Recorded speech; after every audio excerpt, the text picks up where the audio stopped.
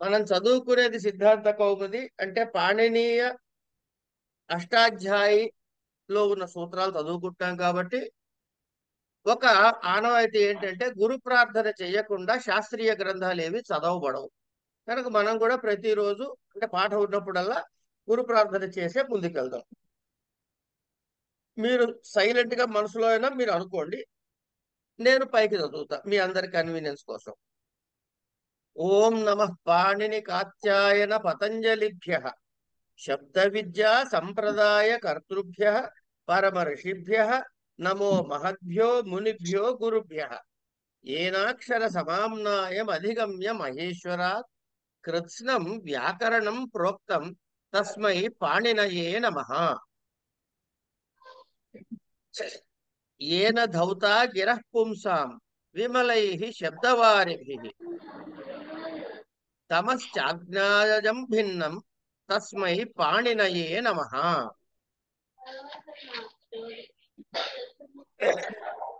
వాక్యకారం వరరుచిం భాష్యకారం పతంజలిం పాణినిం సూత్రకారంచ ప్రణతోస్మి మునిత్రయం. అమ్మ ఎవరికి వాళ్ళు మ్యూట్ చేసుకోవాలి, నేను ఎవరిని మ్యూట్ చేయలేను. ఎందుకంటే స్లైడ్ షోలో ఉన్నప్పుడు నాకు ఎవరు దీనిలోకి వచ్చారో నాకు తెలియదు. కనుక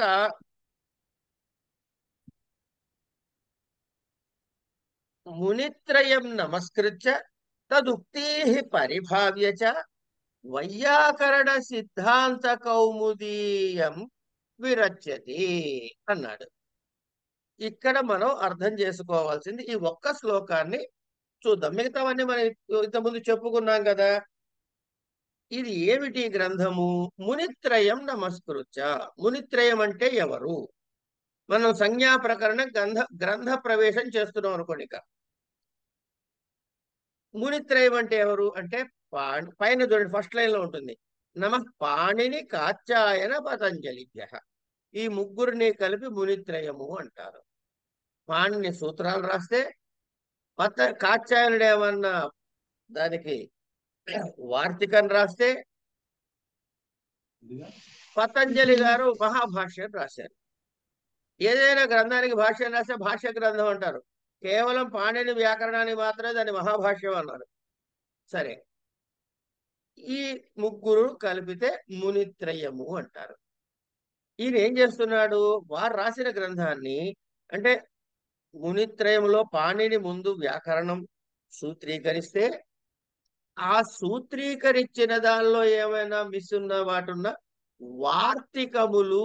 ఈ మాట మళ్ళీ గుర్తుపెట్టుకోండి. వార్తికం. వార్తికం అంటే ఏమిటి? వృత్తిలో రాయబడినది వార్తికం. అంటే సూత్రానికి లఘు వ్యాఖ్య అని వృత్తి అంటే, ఆ వృత్తిలో కూడా కొన్ని సందర్భాల్లో ఆ సూత్రాన్ని మైనర్ మాడిఫికేషన్ చేసిన ఇంకో చిన్న సూత్రం లాంటిది చెప్పబడుతుంది. అది సూత్రములో పాణిని రాసింది కాదు కాబట్టి దీనికి కూడా సూత్రస్థితి ఉంటుంది. ఇది కూడా సూత్రం లాగానే ప్రవర్తించి తీరుతుంది. కానీ పాణిని రాసలేదు, వృత్తిలో ఉన్నదని తెలియటం కోసమని దీన్ని వార్తికం అని సంబోధిస్తాం. అట్లాగే వీటి మీద విశేష వ్యాఖ్య చేసిన వాడు పతంజలి మహాభాష్యం. అందులో కూడా భాష్యంలో వార్తికాలు కూడా ఉండవచ్చు. ఇవన్నీ కలిపితేనే వ్యాకరణం. అంచేత మునిత్రయ ముందు వాళ్ళకి నమస్కారం పెట్టాడు. పాణిని కాత్యాయన పతంజలి ముగ్గురుములకి ముందు నమస్కారం పెట్టాడు. పెట్టిన తర్వాత ఏం చేశాడు? ఇక్కడ మనం పట్టుకోవాల్సిన విషయం చెబుతా. వైయాకరణ సిద్ధాంత కౌముది ఇయం. సిద్ధాంత కౌముది అని పేరు పెట్టాడు ఈ పుస్తకానికి. ఏమండి, పాణిని రాసినటువంటి వ్యాకరణకు అష్టాధ్యాయాలు పెడితే దీనికి కూడా అష్టాధ్యాయం, లేకపోతే ఎన్ని ప్రకరణాలు పెట్టారో ఆ ప్రకరణాల ప్రకారం పేరు పెట్టచ్చుగా. సిద్ధాంత కౌముది అని ఎందుకన్నారు అంటే, ఇక్కడ విషయం ఏంటంటే ఈ గ్రంథానికి అంటే తదుక్తి పరిభావ్యచ. తదుక్తి పరిభావ్యచ అంటే ఏమిటి అంటే, ఆ చెప్పబడినటువంటి సూత్రాలని మనసులో బాగా చింతన చేసి పరామర్శించి తర్వాత పూర్వ వైయాకరణలు ఉంటారుగా, పాణిని రాయటానికి ముందు కూడా వ్యాకరణం కొంత ఉంది కనుక ఆ వైయాకరణలు ఉన్న గ్రంథాలని చూసి ఆ అర్థాన్ని ఈ అర్థాన్ని పరిశీలించి ఇక తర్వాత ఒక గ్రంథాన్ని రాస్తే ఏమిటవుతుంది, చర్చ జరుగుతుంది. చర్చ జరిగినప్పుడు ఇది ఇలా చేయటానికి కుదరదు అంటాడు అని ఒక అబ్జెక్షన్ అందాం. ఈ అబ్జెక్షన్ ని శాస్త్రీయ పరిభాషలో పూర్వపక్షము చేయుట అంటారు. పూర్వపక్షము అంటే ఒక అబ్జెక్షన్ రేస్ చేస్తాడు. ఇది ఇట్లా ఎందుకు ఉంది, ఇది ఇట్లా ఉండకూడదు కదా అనేది ఒక అబ్జెక్షన్ వస్తుంది. ఈ అబ్జెక్షన్ వచ్చినప్పుడు దీనికి రెండు రకాలుగా సమాధానం ఉంటుంది. ఒకటి, ఆయన చెప్పిన అబ్జెక్షన్ కరెక్టే కనుక సత్యం అని ఒప్పుకుంటాడు. ఒప్పుకుని అది ఎందుకు వాడికి కన్ఫ్యూజన్ వచ్చిందో క్లారిఫికేషన్ ఇవ్వచ్చు. లేదు, వాడి అబ్జెక్షన్ తప్పు, ఎందుకు ఈ గ్రంథాన్ని ఆయన సరిగ్గా అర్థం చేసుకోలేకపోయి ఉండొచ్చు. అప్పుడు మైవం కాదయ్యా అని, అది ఎందుకు కాదో దానికి విధానం చెప్తారు. చెప్పి ఒకటి రూఢి చేస్తారు, దీనికి ఇగో ఇలాగే అర్థం చెప్పుకోవాలి అని డిసైడ్ అయింది. ఇలా జరిగిన దాన్ని సిద్ధాంతం అంటారు. అంటే ఫైనల్ అగ్రీడ్ మీనింగ్. ఎవరు? బోధి పార్టీస్, పూర్వపక్షి ఒప్పుకోవాలి, ఈ ఈతలు చెప్పినటువంటి సిద్ధాంతి, వీళ్ళిద్దరూ కలిసి ఫైనల్ గా నిజము ఏమిటో నీకు తెలుస్తారు. ఒక వాదములో ముందు సంశయం లేవనెత్తిన వాడిని పూర్వపక్షి అంటారు, సమాధానము చేసి దానిలోని నిజమును నిగ్గు తేల్చిన దాన్ని సిద్ధాంతం అంటారు.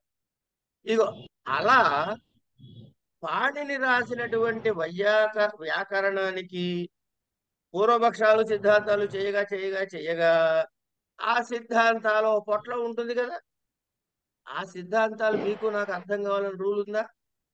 లేదు. కనుక మరి ఏం చేయాలి, దాన్ని మనకి అర్థమయ్యేలా చెప్పాలి.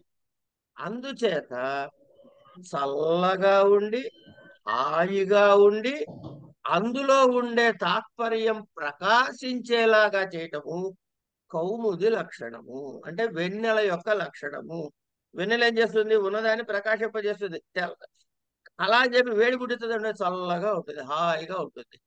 కనుక ఆ సిద్ధాంతాలు క్రోడీకరించి అది బాగా ఆకళింపు చేసుకుని వెన్నెల ఏ విధంగా అయితే ప్రకాశింపజేస్తూ చల్లదనాన్ని హాయిని కూరుస్తుందో అలా పాణిని వ్యాకరణానికి సిద్ధాంతాలను నేను మీకు చెబుతున్నాను అన్నాడు. ఒక పేరులో ఇంత లోతైనటువంటి వ్యవహారాన్ని ఆయన దాచిపెట్టాడు. ఎవరో సౌండ్ వస్తుందమ్మా అంటే కౌముది, దాని లక్షణం ఏంటి, వస్తువు యొక్క ప్రకాశనము సంతాపశామము అని అంటారు.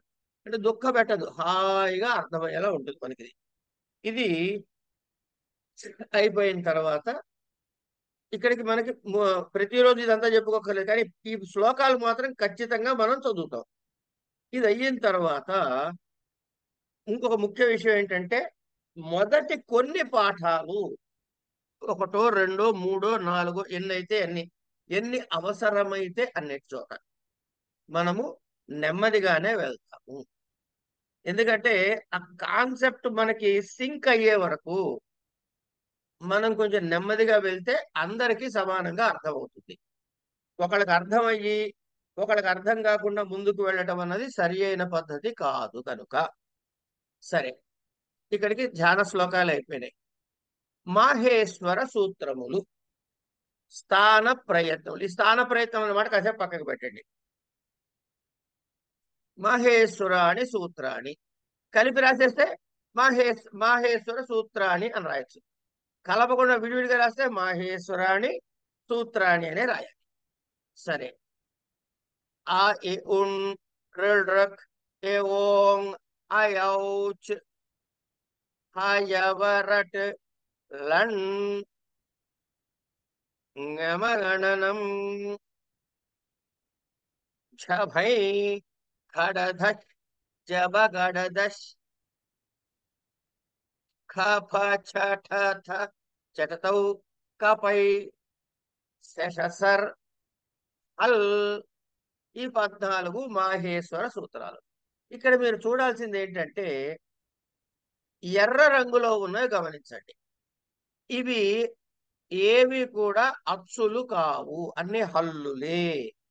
ణ, రుక్, ంగ్, చ్, ట్, న్, మ్, ఞ, ష్, ష, వ్, ఇ, ర్, ల్. ఈ ఎర్రగా ఉన్నవి గుర్తు పెట్టుకోండి.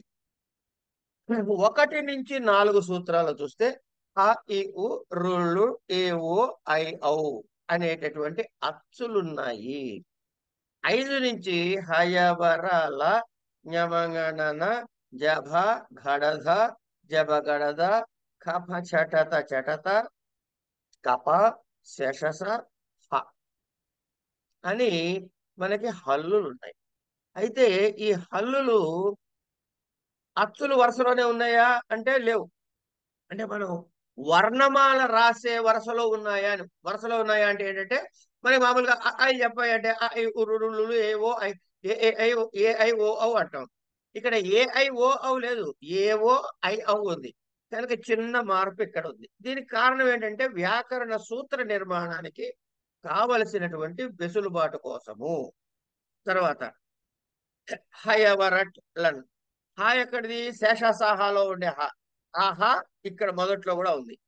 యారాలావా, యారాలావా కదా మనం చెప్పుకునేది, కానీ ఇక్కడ ఉంది యావరాలా ఉంది, ఒక మార్పు. తర్వాత జ్ఞమగణనం, కవర్గం అక్షరం ఉన్న 3 దగ్గర ఉంది, చవర్గమ పంచమాక్షరం ఉన్న 1లో ఉంది, ఐదో పవర్గ పంచమాక్షరం 2లో ఉంది, నాలు పక్క పక్కన ఉన్నాయి. ఇది ఒక మార్పు ఉన్నది, ఇది గమనించండి అంతే. ఇవి ఎందుకున్నాయి తర్వాత మనకు వస్తాయి సూత్రాల్లో, ఇది మార్పు ఉన్నది వరకు గమనించుకుంటాయి వాళ్ళ. తర్వాత హడావిడి పడి వీటి గురించి ఏమి కంగారు పడక్కర్లేదు, నెమ్మదిగా చెప్పుకుందాం. మొదటి కొన్ని సూత్రాలు మనం పట్టాలు ఎక్కే వరకు కొంచెం జాగ్రత్తగా వెళ్దాం. ఝ భ ఖ ఢ ధ, చ ఛ జ ఝ అంటే పైన 7వ సూత్రంలో ఏమున్నాయండి, యమగణన ఉన్నాయి. అంటే మనకి కాక గంగ చ చ ఝ ఞ ట ట డ ఢ న త త ద ధ న ప ప ప భ మ, ఈ 25 బ్లాకులో ఈ 7వ సూత్రంలో ఉన్నవన్నీ కూడా ఈ వర్గములోని 5వ స్థానములో ఉండే అక్షరాలు, అవునా కదా? అంటే వర్గ పంచమాక్షరాలతో ప్రారంభమైంది. హయవరాలని అక్కడ ఉంచండి, 13వ దానిలో ఉన్న శేషసరులు ఉంచండి. పంచమ అంటే వర్గాక్షరాలు 7వ స్థానం నుంచి మొదలైనవి. 7 నుంచి 12 వరకు వర్గ వర్ణాలు ఉన్నాయి. అందులో ఎట్లా ఉన్నాయి, మొట్టమొదట పంచమ స్థానానికి వర్గ పంచమాక్షరాలు ఉన్నాయి. తర్వాత జాభ ఖ ఢ, అంటే ఇవేమిటివి, 8, 9 సూత్రాలు వర్గ చతుర్థమైన అక్షరాలు. తర్వాత జబగడద, ఛ భ ఘ ఢ ధ, జబగడద, 2 ఇవే వరుసలోనే ఉన్నాయి, ఇక్కడ మార్పు లేదు.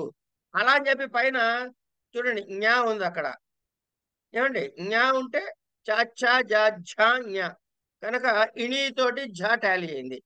పాప బా మా, హా తోటి మా టాలీ అయింది. కాఖ గా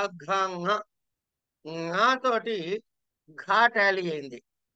టాఠ పైన నా ఉంది కాబట్టి దాని వరుస క్రమంలోనే ఢా ఉంది. తాథ దాధ నాతోటి టాలీ. కనుక 7వ వర్ణములో సూత్రములో ఉన్న యమగణనం వరుసలోనే 8, 9 సూత్రాల్లో ఏం చేశారు, వర్గ చతుర్థాక్షరాలు ఇచ్చారు. అలాగే 10వ సూత్రంలో వర్గ తృతీయ వర్ణాలు ఇచ్చాడు, అదే వరుసలో. అయిపోయింది కదండి ఇక్కడికి. కనుక పంచమ, చతుర్థ, తృతీయ వర్ణాలు ఒకే ఆర్డర్ లో ఉన్నాయి. ఇక్కడ పంచమ వర్ణాలు, చతుర్థ వర్ణాలని 2 భాగాలు చేశాడు. 8వ సూత్రంలో ఛ భ అని 2 వర్ణాలు, మిగతా 3 వర్ణాలు ఘాఢ ధ అని 3 వర్ణాలు. ఓకే, జబగడద అని చెప్పి ఒకటే పెట్టాడు. మూడో వర్ణము వర్గ తృతీయ అక్షరం ఒకటే సూత్రంలో ఉన్నాయి. తర్వాత 11వ సూత్రం చూడండి.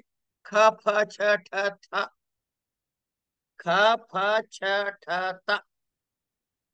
ఇప్పుడు ఖ ఫ ఛ ఠ త అన్నది ఈ యమగణనం వరుసలో లేవు, వేరే వరుసలో ఉన్నాయి. ఏమండి? సరే, ఇది ఇట్లా ఉంచితే ఇక్కడ వర్గ ద్వితీయ వర్ణాలు ఉన్నాయి. తర్వాత వర్గ ప్రథమ వర్ణాల్లో మొదటి ఒక ఒక మూడు మాత్రము 11వ సూత్రంలో కలిపి చెప్పాడు. అంటే కప చటత చటత వరకు. చివరి ఒక రెండిటిని మాత్రం, అంటే ప్రథమ వర్ణాలు రెండింటిని విడగొట్టి 12వ సూత్రం చేశాడు. 8, 9లో మొదట 2 విడగొట్టి 3 కింద విడగొట్టాడు 4వ వర్ణాన్ని. 11లో 3 తీసుకుని 2 విడగొట్టి 12లో పెట్టాడు. ఇవన్నీ కూడా సూత్రం రాసేందుకు కావలసినటువంటి వెసులుబాటులో సర్దుకుంటారు. అయిపోయింది.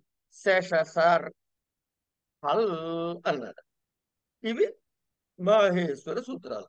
ఇక్కడ మీరు మరొక విషయాన్ని గమనించాల్సింది ఏంటంటే 5వ సూత్రంలోని మొదటి అక్షరము హ. 14వ సూత్రంలో ఉన్నది కూడా హానే. నల్ల రంగులో ఉన్నవే లెక్కలు పెట్టుకుందాం, ఎర్ర రంగు పక్కకు పెట్టండి, ఎర్ర రంగును ముట్టుకోద్దు ఇప్పుడు. ఈ 2 సార్లు హకారం వచ్చింది, ఇది గుర్తుపెట్టుకోండి అంతే. వీటి వివరం తర్వాత చెప్పుకుందాం. ఇవి మాహేశ్వర సూత్రాలు. ఎలా పలుకుతున్నాం? 5 నుంచి హయ వర ల య మ గ డ న ఛ భ క డ ద జ ఇవి చదువుతున్నాం. ఇవి ఇది మాహేశ్వరాణి సూత్రాణి. ఇది మాహేశ్వరాణి సూత్రాణి. సూత్రాణ్యనాది సంజ్ఞార్థాని. సూత్రాణి అండ్ ఆది సంజ్ఞార్థాని. ఈ సూత్రాలు ఎందుకు రాశారయ్యా అంటే అండ్ ఇత్యాది సంజ్ఞల్ని ఏర్పాటు చేసుకోవటానికి. అవేమిటి? అన్ అంటే ఏమిటో చూద్దాం. ఏషాం అంత్యాహ ఇతః. ప్రతి సూత్రము చివరిలో ఉన్న అంతమునందున్నది. దానికి ఏం పేరు పెట్టుకున్నాడు? ఇత్ అని పేరు పెట్టుకున్నాడు. బహువచనంలో ఉంది కాబట్టి ఇతః అయింది. బహువచనంలో ఉంది కాబట్టి ఇతః అనేటటువంటి బహువచనంలో వాడారు. ఇత్ అన్నమాట. ఏవి? ఈ ఎర్ర రంగులో ఉన్నవి. లన్ సూత్రే అకారశ్చ. అంటే లన్ అని ఒక 6వ సూత్రం చూడండి. ఈ లన్ అంటే ఎట్లా ఉంటుంది? లకారము ప్లస్ అకారం కలిస్తే లా అవుతుంది. అంటే అక్కడ ఆ ఉంది. ఆ అకారం కూడా ఏమిటి? అకార చ. చ అంటే కూడా. ఏమిటి కూడా? ఏషామంత్యా ఇతః అన్నాడు కాబట్టి లన్ సూత్రంలో ఉన్న అకారము కూడా ఇత్ సంజ్ఞకమే అన్న. అయిన తర్వాత మాట వినండి. హకారాదిషు అంటే హా నుంచి 5వ సూత్రం ప్రారంభం నుంచి 14వ సూత్రం వరకు హకారాదిషు అకార ఉచ్చారణార్థ అన్నాడు. అంటే ఉచ్చారణ సౌలభ్యం కోసమే హా యా వా అంటున్నాం కానీ హు యు ఉ రు అనాలి. ఈ హు యు ఉ రు అనలేం కాబట్టి వాటిని మనం చెప్పడం, అది హకారము అని ఎట్లా చెప్పాలంటే హకారము అన్నాం అనుకోండి, హు అంతే. హ వర్ణము అన్నాం అనుకోండి, హా అనొచ్చు. అంటే తలకట్టుతో సహా కలితే హ వర్ణము అంటాం. హ కారము అని ఎక్కడైనా ఈ కార శబ్దం వస్తే పొల్లు మాత్రమే ఉంటుంది. అంటే ఐవుండ్రులకే ఓంగయో ఎవరట్టు ఇట్లా చదవాలి. లెక్క ప్రకారం మనం ఈ 6వ సూత్రం దగ్గర చూడండి, 2 విడగొట్టి అకారాన్ని కూడా ఎర్ర రంగులో రాశాను నేను. ఇట్లా చదవటం అన్నది కష్టము. అందుకని ఆ అకారంతో కలిపి ఇతఃపూర్వం చెప్పుకున్నట్టుగా హాయాబార అంటాం. లండ్ సూత్రే కారము కూడా ఇత్సంజ్ఞ అన్నాడు. ఇక ఉచ్చారార్థం మీకు అర్థమైపోయింది. ఇది ఒకసారి గమనించినట్లయితే వీటికి కొన్ని పేర్లు పెట్టుకున్నామండి మనం. ఏమిటవి? 7వ సూత్రం నుంచి 12వ సూత్రం వరకు 7, 8, 9, 10, 11, 12. లేదంటే రివర్స్ లో చెబితే 12, 11 అంటానికి కూడా కుదరదు. 7 నుంచి 12 అనే చెప్పాలి. ఏమండి? లేకపోతే 12 నుంచి 11 అన్నాం అనుకో, 7 అన్నాం అనుకోండి, కప్ప అయిన తర్వాత కప చెటత అని మళ్ళీ చెటత అవ్వాలండి. సరిపోగా. కనుక 7 నుంచి 12 వరకు ఉన్నటువంటి వర్గాక్షరాల్ని స్పర్శలు అంటాం. అంటే కవర్గ, చవర్గ, టవర్గ, తవర్గ, పవర్గ హల్లులని 5 వర్గాలు, 5 వర్ణాలు కలిపి 25 వర్ణాలని స్పర్శలు అంటాం. 13, 14 శేష సహ వీటిని ఊష్మములు అంటాం. ఊది పలుకుతాం. అయిన తర్వాత 5వ సూత్రంలో హా వదిలేయాలి. ఎందుకు? కింద 13లో శేషసరలో హా ఉంది కాబట్టి ఆ హా వదిలేస్తే యా రా యావా రాల మనం వర్ణాక్షరంలో యా రా లావా రాస్తాం. కానీ ఇక్కడ ఎట్లా రాసుకున్నాడు పాండ్యన్ వారు? హా యావా రాల రాస్తున్నారు. ఈ యావారాల్ని అంతస్థలు అంటారు. ఇవి వీటికి ఉన్న పేర్లు. ఇది అయిన తర్వాత ఇప్పుడు ఇత్సంజ్ఞ అన్నది ఏమిటో చెప్పుకోవాలి. ఇత్సంజ్ఞ అన్నది ఏమిటి అంటే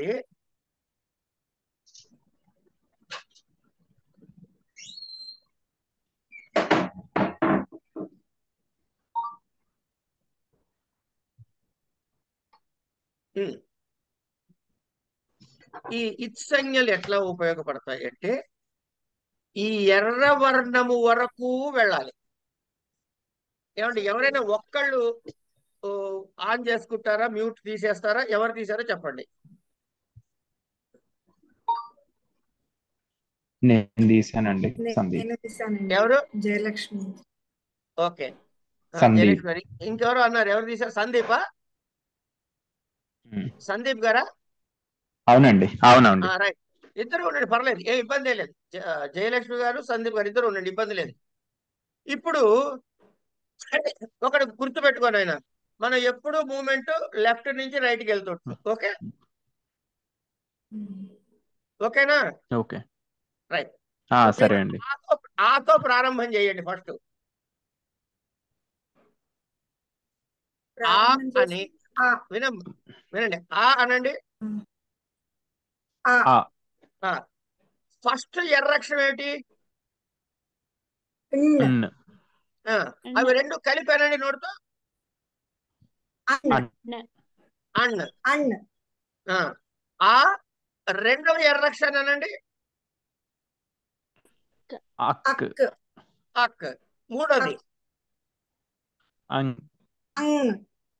ఒకటి మీరు, ఒకటి సందీప్ గారు చేద్దాం, ఒకటి జయలక్ష్మి గారు చెప్పండి.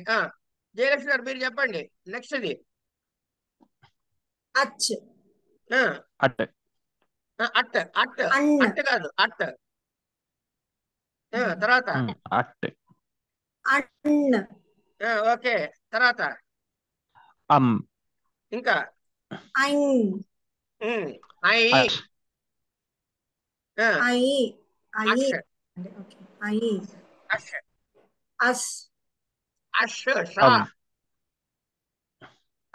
మీరు సందీప్ గారు. అవ్. అవ్. ఐ. అర్. అల్. అల్. అల్. ఇప్పుడు ఇన్ని చెప్పారు కదా. ఈ ఆ అన్నప్పుడు ఆ ఈ ఊ 3 అక్షరాలు కలిసి చెప్పినట్టు లెక్క. ఓకేనా? ఓకేనా? ఓకే అండి. Okay sir. ఇప్పుడు నేను అట్ అన్నాను అనుకోండి. అట్ అంటే ఏ ఏ వర్ణాలు చెప్పినట్టు అవుతుంది? అంటే అచ్చులన్నీ ఏవో ఐ ఔ హ యా వ ర. చేత అట్ అన్నప్పుడు ప్రారంభం చేసి ఈ టకారం ఇత్తుగా వచ్చిన దగ్గర ముందక్షరం వరకు వచ్చేస్తాయి అన్ని చెప్పినట్టే.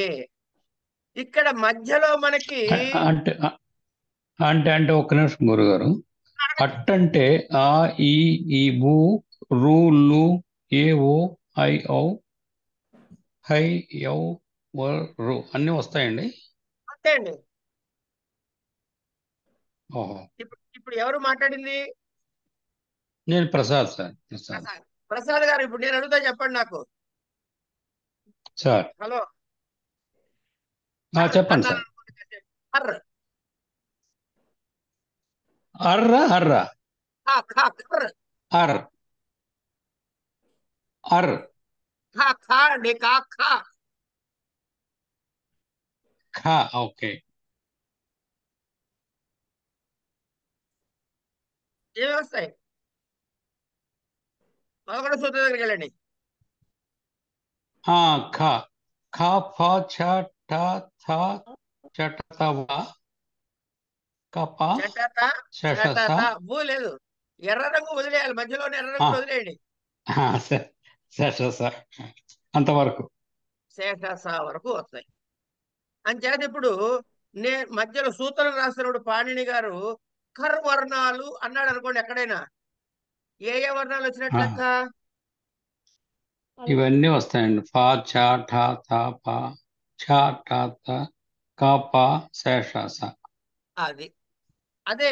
ఇంకోళ్ళు ఎవరో ప్రసాద్ గారు చెప్పారు కదా, లక్ష్మారెడ్డి గారు మీరు చెప్పండి సార్. హస్య వర్ణాలు అంటే ఏమొస్తాయి చెప్పండి? వచ్చండి. హాస్య హాస్య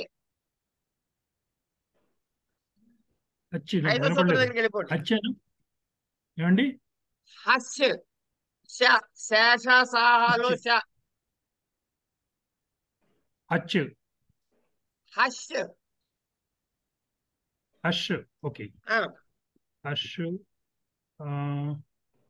ఆ యా వా రా లా ణ న న ఝ భా ఘా ఢా ధా జా బా గా డా దా. అంతే. ఘడా థ అంతవరకే. అంతవరకు వచ్చాయి కదండి. అవును. ఇప్పుడు ఇంకొక చిన్న విషయం చెబుతా. అంటే మీరు ఉహు అనుకోకుండా హాయిగా ఆ కా చాట యా హా రావా అని చెప్పండి, పర్వాలేదు. ఎందుకంటే ఉచ్చారణార్థం కాబట్టి వాడుకుందాం. ఇప్పుడు నేను ప్రశ్న వేస్తా. నేను ఎక్కడి నుంచి మొదలెట్టాము? ఆ నుంచి మొదలెట్టాము, లేకపోతే హా నుంచి మొదలెట్టాము, లేకపోతే ఖా నుంచి మొదలెట్టాం. కాబట్టి మీ మనసులో ఏం ఉండొచ్చు అంటే, ఓహో, సూత్రం ప్రారంభ వర్ణం నుంచి ఈ ఎర్రది ఎక్కడ, ఏ ఎర్రదైనా సెలెక్ట్ చేసుకుని అక్కడ దాకా వెళ్ళొచ్చు అనిపిస్తుంది. కాదు, ఎర్ర వర్ణం దగ్గర మాత్రం ఆగాల్సిందే, గార్డు పెట్టి అదే. కానీ ప్రారంభం ఎక్కడ చేయొచ్చు అంటే అన్ననొచ్చు, ఇన్ననొచ్చు, ఉన్ననొచ్చు. ఓకేనా? క్లియర్ అండి? హలో, ఇది కాదండి. అర్థమైందా? ఇప్పుడు సార్ మీరు అన్ అని చెప్పినప్పుడు ఆ ఈ ఊ వరకు అన్నారు. తర్వాత అచ్చు అన్నప్పుడు ఆ ఈ ఊరులు ఏవో ఐ ఔ అన్నారు. మరి అలాంటప్పుడు అన్ అంటే ఆ ఈ ఊ కాకుండా ఈ నుంచి కూడా మొదలు పెట్టచ్చా? నాకు అది అర్థం కాలేదు. ఒక్క నిమిషం అమ్మా, మంచి ప్రశ్న వేశారు మీరు రెండు. నాకు ఒక్క నిమిషం తల్లి, మీ ప్రశ్న అర్థమైపోయింది. మీరు మంచి ప్రశ్న వేశారు, అడగాల్సిన ప్రశ్న వేశారు. ఇది మనకి సూత్రాలు చెప్పుకున్నప్పుడు దీని వివరం వస్తుంది, అప్పుడు చెప్పుకుందాం. ప్రాక్టీస్ ఇప్పుడు చేద్దాం. ఇప్పుడు అమ్ అన్నాం అనుకోండి, లేదా అట్ట దగ్గర ఆపుదాం. అట్ట అన్నాను అనుకోండి, ఏమేమి వస్తాయి? ఈ ఊరులు ఏవో ఐ ఔ హయవర. అట్టనే అనక్కర్లే, ఇట్ అని కూడా అనొచ్చు నేను. అప్పుడు ఏమేమి వస్తాయి? అట్టు వేరు ఇట్టు వేరు అంటే ఈ తోటి మొదలవుతుంది అంటారా? అంతే. ఇట్ అంటే ఏమేమి వస్తాయి? మొదలై అక్కడి నుంచి మొదలై హయవర. అంతే. అదే నేను ఏట్ అన్నాను అనుకోండి, ఏట్ అంటే ఏవో ఐ ఔ హయవర. ఓట్ అన్నాను అనుకోండి, ఓ ఓ ఐ ఐ ఆ ఔ హయవర హయ వర. అంతే. ఆ, ఈ ఎట్ అన్నాను అనుకోండి, యవర మాత్రమే యవర. అంతే. వస్తాయి. ఇప్పుడు మీకు ఇది అర్థమైందా? అర్థమైందండి. యాక్చువల్లీ ఇందాక ఎక్కడి నాకు వచ్చిన నుంచే డౌట్ ఏంటంటే అట్ అన్నా ఇట్ అదే అన్న ఒక్కటేనా అని నాకు కొంచెం ఏదమ్మా, ఏది కన్ఫ్యూజ్ మళ్ళీ అయ్యాను. అడగండి.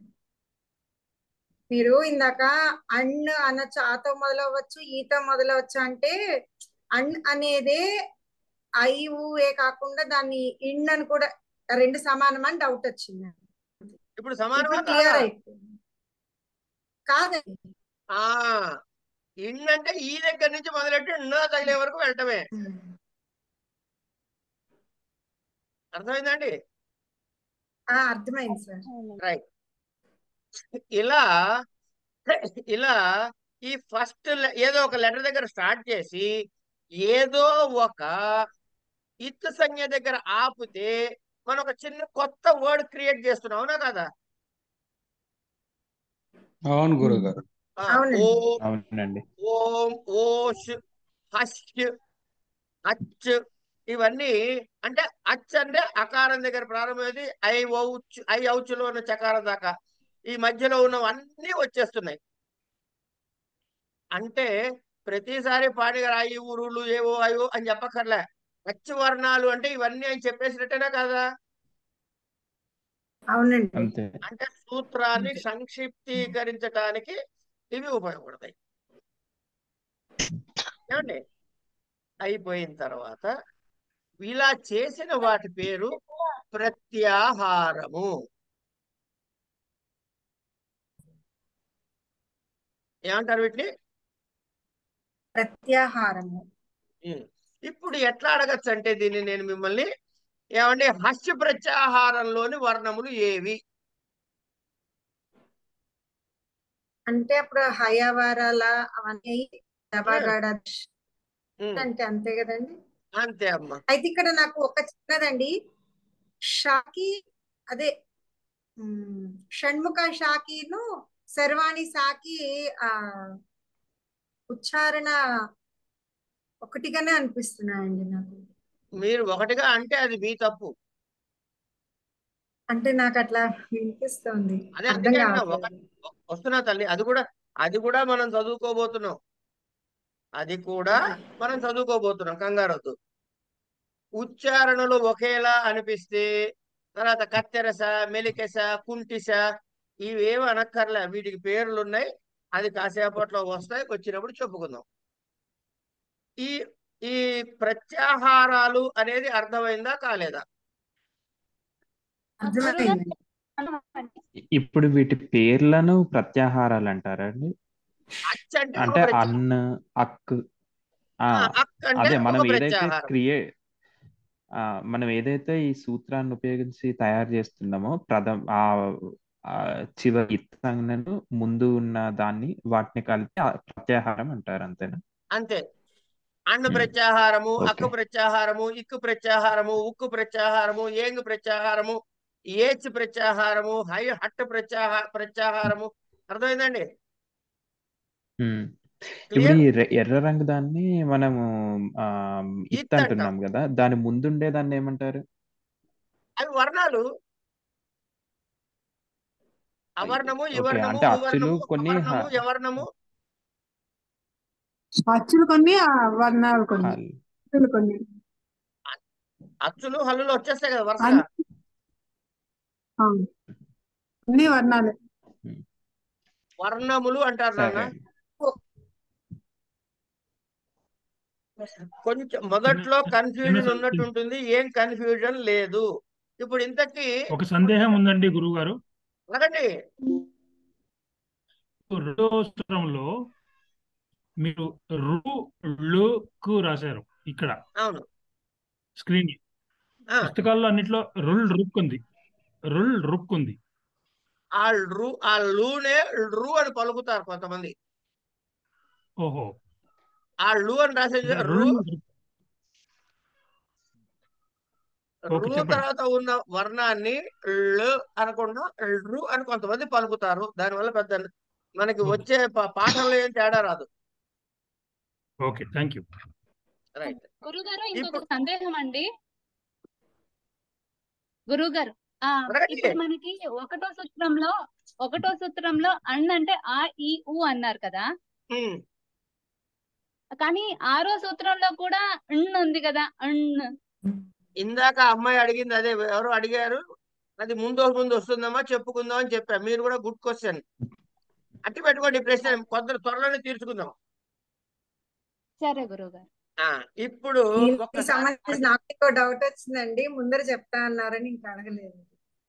గురుగారు ఈ ఇచ్చిరు తీసేస్తే మిగతావన్నీ 14 ప్రత్యాహారాల కింద లెక్కండి. ఏదమ్మా ఇత్తు లేకుండా 14 ప్రత్యాహారాల కింద లెక్కండి. అల్లంటే 14 ప్రత్యాహారం వచ్చేది, 14 సూత్రాలు వచ్చేస్తాయి. అప్పుడు ఆ ఈ ఊ ఉంది కదండి, అందుట్లో ఆ ఈ ఊలు ప్రత్యాహారం. అవు కాదు, అన్న ఆయువులు అన్న అనేది ప్రత్యాహారం. ప్రత్యాహారం అన్న అనేది ప్రత్యాహారం. ఓకే, మొత్తం 14 ప్రత్యాహారాలు అయితే కాదండి, ఎక్కువే వస్తాయి, 40 వస్తాయి. ఉండమ్మా, 40 అంటే 250 చూపిస్తా మీకు ఇందులో. అది కాదు అక్కడ లెక్క, అది కాదు లెక్క. ఇప్పుడు ప్రశ్న వేసింది ఎవరు? ఇప్పుడు మొగ్గొంతు ప్రసాద్. ప్రసాద్ గారు నా మాట వినండి. ఆ అక్క అంటే ఏమిటి చెప్పండి, ఏమేమి వస్తాయి చెప్పండి. అక్క అంటే ఆ ఈ ఊ రూల్ రూ, అంతే కదా. ఈ అంతే. ఆ ఈ ఊ రూల్ రూ రావడానికి చిన్న వర్డ్ గా కన్సైజ్ గా చెప్పింది ఏమన్నారు మీరు? అక్కన్న. ఆ అక్కన్న పదానికి ప్రత్యాహారం అని పేరు. ఓ, అయితే అక్కు ప్రత్యాహారమే, అట్టు ప్రత్యాహారమే, అన్ ప్రత్యాహారమే, ఆవు ప్రత్యాహారం, అట్లా అన్ని ప్రత్యాహారాలు కింద లెక్కే. అంతే. సో ఇప్పుడు చూడండి, చాలా వస్తాయండి అట్లాగైతే. అక్కడికే వస్తున్నా. ఇప్పుడు అన్న దగ్గర ఉన్నా అనుకోండి, ఆతో మొదలెడదాం మనం. అన్ను ప్రత్యాహారం అనొచ్చా? ప్రత్యాహారం ఇండివిజువల్ గా అన్ని ప్రత్యాహారాలే. అన్ను అనొచ్చు, అట్ట అనొచ్చు, అన్న అనొచ్చు, అమ్మ అనొచ్చు, నెయ్యి అనొచ్చు, అష్ అనొచ్చు, అచ్చి అనొచ్చు, ఉవ్వనొచ్చు, అయ్యనొచ్చు, అర్రనొచ్చు, అల్లనొచ్చు. అట్లాగే ఈ ఊలు కూడా అనొచ్చు కదండి. అదే అనబోతున్నా. ఇన్ననొచ్చు, ఇక్కనొచ్చు, ఇంగనొచ్చు, ఇచ్చనొచ్చు, ఇల్లు వరకు అనొచ్చు. ఉండనొచ్చు, ఉళ్ళు ఎన్ని వరకు వస్తాయి సార్ అనొచ్చు. మొత్తం? అవును. అనొచ్చా అట్లాగే అనకూడదా? రుళ్ళు కూడా అనొచ్చు సార్. అనండి, రూల్ అనండి. అంటే రూ దగ్గర ప్రారంభం చేస్తారు. ఆ ఈ ఊళ్ళు వదిలేసి మీరు రూలే. అంతే, మొత్తం అన్ని వచ్చారు. ఆ ఈ ఊళ్ళని వదిలేస్తే, ఆ ఈ ఊళ్ళని వదిలేస్తే రుల్ అనండి. రూల్ ప్రత్యాహారం అది. అంతే. ఇట్లా ముందుకే వెళ్ళాలండి, వెనక్కి కూడా రావచ్చా? ఒక్క నిమిషం తల్లి, ఒక్క నిమిషం. నాకు ప్రశ్న వినపడేలా చెప్పండి. రుణ్ అని అనొచ్చా వెనక్కి వెళ్ళి? అనకూడదు. నేను కూడా అదే అడిగానండి. ఇప్పుడు అన్న అనకూడదు అన్నమాట. అయితే అన్న అనొచ్చండి. అన్న అంటే అయ్యవు కదా. కాదు అన్న అనకూడదు. కదా, లండన్ లో నా ఉంది కదండి. ఒక్క నిమిషం అమ్మా, మీరు కన్ఫ్యూజ్ చేసుకోకండి. ఒక్క నిమిషం వినండి పూర్తిగా. వెనక్కి వెళ్ళొచ్చా వెళ్ళకూడదా? వెళ్ళకూడదు. అంతే, అదొక్కటి గుర్తుపెట్టుకోండి. ఇక్కడ ఉంది అక్కడ ఉన్నది వద్దు. వెనక్కి వెళ్ళకూడదు అంటే ఏ వర్ణం తీసుకున్నారో దాని ముందు వైపు ఉన్న ఇత్ సంఖ్యల దగ్గరికి వెళ్ళొచ్చు, కానీ దాని వెనకున్న ఇత్తు వైపులకు వెళ్ళకూడదు. అవి ప్రత్యాహారాలు కావు. క్లియరా? క్లియర్ అండి. ఇప్పుడు ఇప్పుడు ఒక అడిగారు కదా, హండ్ అనొచ్చా అని. ముందుకు వెళ్ళొచ్చు. లండన్ లో నకారం ఉంది కదా. అమ్మా, నేను చెప్తున్నది అదే మీకు. ఆ నకారాన్ని వదిలేయండి. ఓకే. దాన్ని పట్టుకొని వేళ్లాడకండి. దాని గురించి తర్వాత మాట్లాడుకుందాము. మీరు ఇంకో ప్రశ్న కూడా వేయాలి. మరి ఇన్ని ప్రశ్నలు వేసినప్పుడు ఇంకో ప్రశ్న వేయాలి. 5వ సూత్రంలో హా ఉంది, మళ్ళీ 14లో కూడా హా ఉంది, 2 హాలు ఎందుకండి అని కూడా అడగలగా మరి. నేను అడగబోయానండి, మీరు ఇంకా మేడం అడిగారు కదా నకారం గురించి, మళ్ళీ తర్వాత అందుకనే చెప్తా చెప్తున్నా. అన్నారని నేను ఈ ఆపేసాను. అదే అందుకని ఈ హా గురించి ఆ నా గురించి తర్వాత మాట్లాడుకుందాం సందర్భంలో. ప్రస్తుతానికి ఆ రెండింటిని వదిలేయండి. నవ్వుకోవడం సార్, ఉమ్. గురుగారు యా నవ్వుకోవడం అని. అడగండి. గురువు గారు 6వ సూత్రంలో ఆ ఒక్కదాన్ని మళ్ళీ ఎందుకు సపరేట్ గా ఒక్క నిమిషం పెట్టారు? వస్తున్నా. ఆయన ఎవరో వడుతున్నారు, ఆ ప్రశ్న ఆడ పూర్తి చేయండి ముందు. చెప్పండి సార్, ఎవరు అడగబోయారు ఏదో. మహోదయ చిన్న డౌట్. ఉండండి, ముందు ఆయన ఎవరో మొదలు పెట్టి ఆగిపోయారు, అందుకని అడుగుతున్నా ఆయన్ని.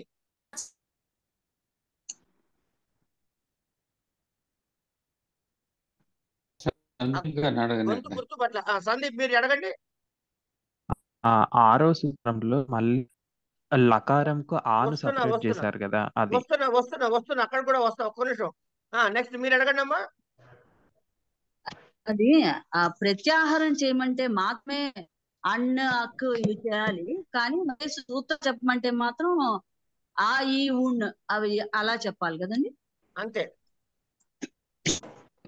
సరే, ఇప్పుడు అన్న అన్నారా లేదా? అన్న అన్నారా లేదా? అక్క అన్నారా లేదా? అన్నారు కదా. ఇప్పుడు మనకి చూడండి, ఏమన్నాడు మాహేశ్వరాని సూత్రాన్ని అనాది ఆది సంజ్ఞార్థాన్ని ఏషామంత్యా ఇతః అంటే న క ంగ చ ట న మ ఇంగ ఇవి ఇత్తులు అని లంట సూత్రే. ఎవరో డిస్టర్బ్ చేస్తున్నారు అయ్యా, ఆ వాష్ రూమ్ సౌండ్ ఆపేయండి. లంట సూత్రే అకారశ్చ అన్నాడా లేదా కింద? అన్నాడండి. అన్నా అంటే లన్ అనే సూత్రంలో అకారము అంటే లకార అకారములు లా అవుతుంది కదా. ఇలా విడగొట్టేటప్పుడు ఆ కూడా ఒక్క నిమిషం అండి, ఆ కూడా ఇత్తు సంజ్ఞే అవుతుంది. ఎవరండి అది? భాస్కర్ గారండి. భాస్కర్ గారు, మీ బాత్రూమ్ సౌండ్ వినపడుతుంది మాస్టర్ మాకు, ప్లీజ్. ఎనీవే, అరే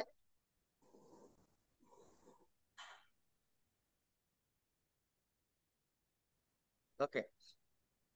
ఇప్పుడు కనిపించినవన్నీ మ్యూట్ చేశానండి. Thank you. ఇప్పుడు రా నుంచి రకారము నుంచి ఆ అనే ఇత్తు వరకు చెప్పచ్చా చెప్పకూడదా?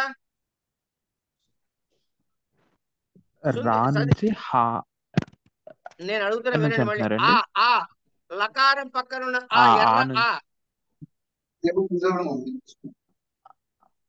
రకారము నుంచి ఆ వరకు అనొచ్చా అనకూడదా? అనకూడదు కదా. అనొచ్చు, అకారం కూడా ఇత్తు కదా.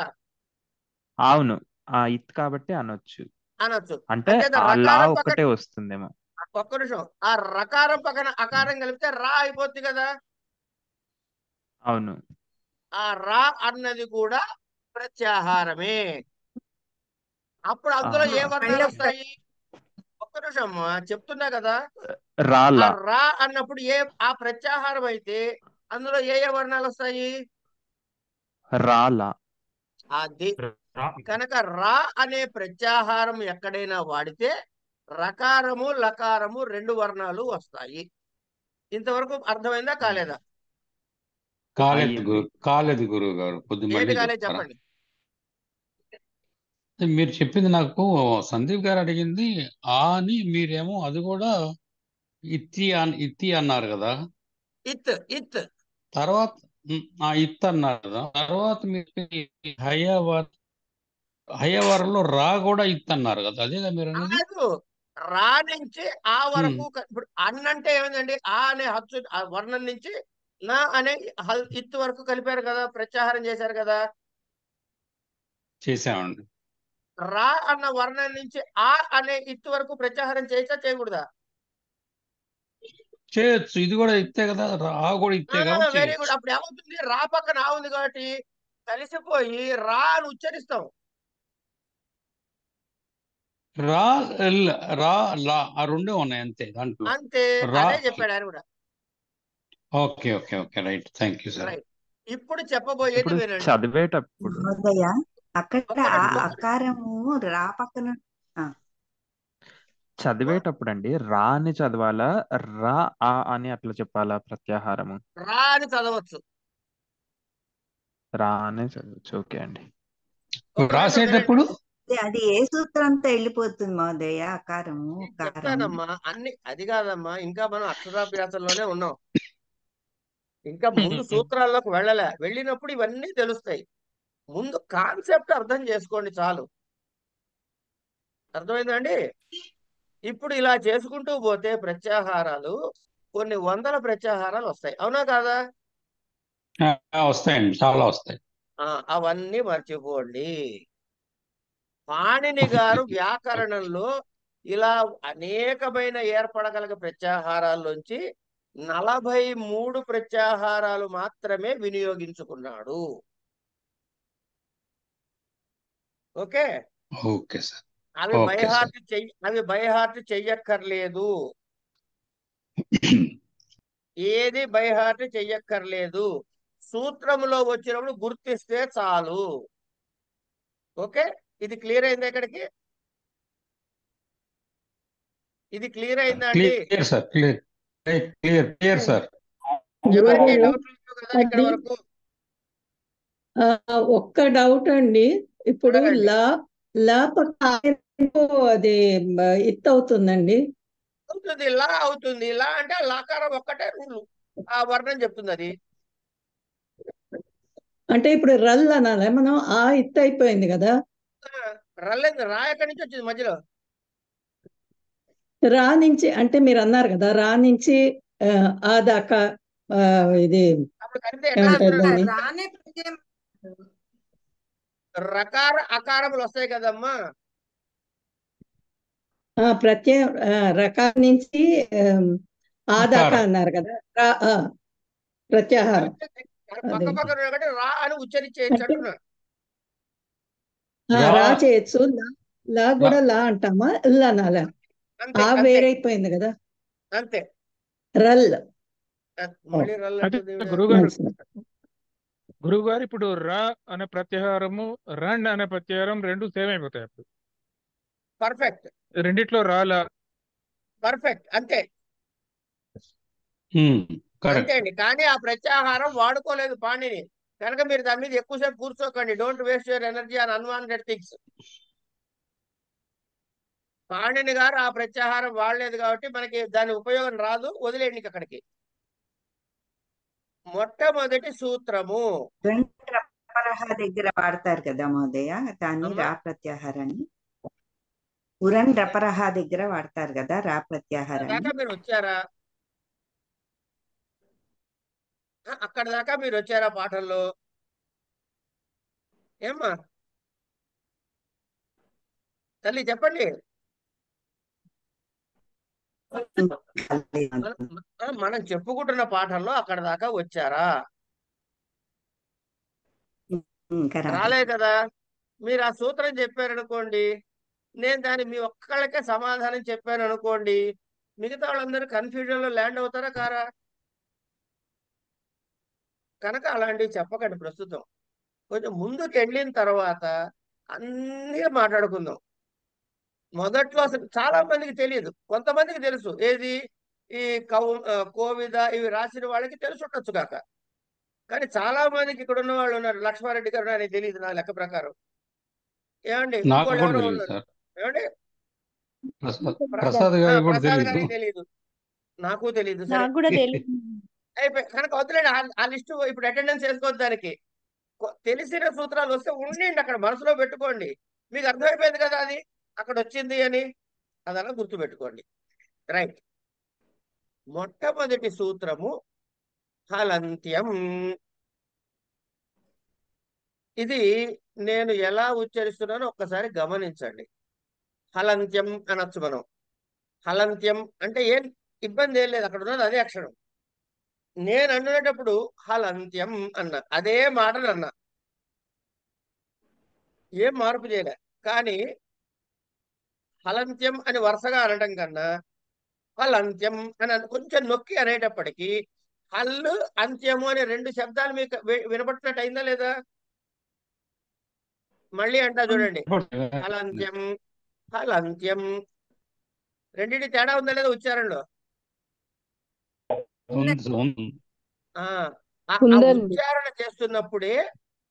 ఆ ఉచ్చారణ చేస్తున్నప్పుడే మన యొక్క ఆ పద విభాగం అవతల వాడికి స్ఫురించాలి, లేదా మనకు కూడా స్ఫురించాలి. అది ఒకసారి గుర్తు పెట్టుకోండి. అంటే ఇవన్నీ నిజానికి చెప్పాలంటే ఈ ప్రతి సూత్రానికి కూడా స్వరం ఉంది. ఈ స్వరం గురించి కొంచెం ముందుకు వెళ్ళాక వస్తుంది, అప్పుడు చెప్పుకుందాం స్వరాల గురించి. కనుక అవి మనకి తెలియదు కాబట్టి కనీసం శ్రవణ సుభగముగా, వినటానికి సుఖంగా ఉండేలా చెప్పుకుందాము. ఈ హలంత్యం అనే సూత్రాన్ని ఇక్కడ ఒక ముఖ్య విషయం చెప్పాలి. ఈ హలంత్యం అనే సూత్రము 1, 3, 3 అంటారు ఈ సూత్రం నెంబరు. అంటే మొదటి అధ్యాయములో 3వ పాదములో 3వ సూత్రము అని అర్థం. ఏ రెఫరెన్స్ ఇది? ఈ 3 నెంబర్లు వచ్చాయంటే అష్టాధ్యాయి రెఫరెన్సు. ఓకే, అష్టాధ్యాయి సూత్ర సంఖ్యను రెఫర్ చేయాలంటే అధ్యాయము, పాదము, సూత్రము ఈ 3 సంఖ్యలు చెప్పబడతాయి. 1, 3, 3 అంటే ప్రథమాధ్యాయము, తృతీయ పాదము, తృతీయ సూత్రము అని అర్థం. తర్వాత ఈ హలంత్యం అనే సూత్రాన్ని కౌముదికారుడు అంటే భట్టోజీ దీక్షితుల వారు ఏం చేశారంటే 2 సార్లు వాడతాడు. ఒకటే సూత్రం హలంత్యం అన్నాడు, అయిన తర్వాత 2వ సూత్రముగా ఏం చెబుతాడు? ఆదిరంచేన సహేత అంటాడు. ఆదిరంచేన సహేత, దాని అర్థం ఆలోచించకండి, ఇప్పుడే మీరు చెప్తా, నేను అర్థం నేను కూడా చెబుతా. ఆదిరంతేన సహేత 2వ సూత్రం. 3వ సూత్రంగా మళ్ళీ హలంత్యం అంటాడు. ఎందుకు 2 సార్లు చెప్పాడు అంటే, మీరు మొదటిసారి గ్రంథాన్ని చదువుతున్నవాడు ఇది కొంచెం జాగ్రత్తగా వినండి అమ్మా. హలంత్యం అన్నాడు అంటే హల్లంటే ఏమిటో తెలియాలి. తెలియాలి కదా, హల్లంటే ఏమిటో? అంత్యమునున్నటువంటి ఇది హల్లు అన్నాడు. అందుకని మొదటిసారి ఒక మనకి అసలు ఆన్సర్ ఏమిటి? హలంత్యం అంటే అంతమునందున్నటువంటి హల్లుకి ఇత్ సంజ్ఞ వస్తుంది అని చెప్పడం తాత్పర్యం. అంతమునందున్న హల్లులకి ఇత్ సంజ్ఞ వస్తుంది అని చెప్పాలి. కానీ మనకి ఇత్ అంటే తెలీదు.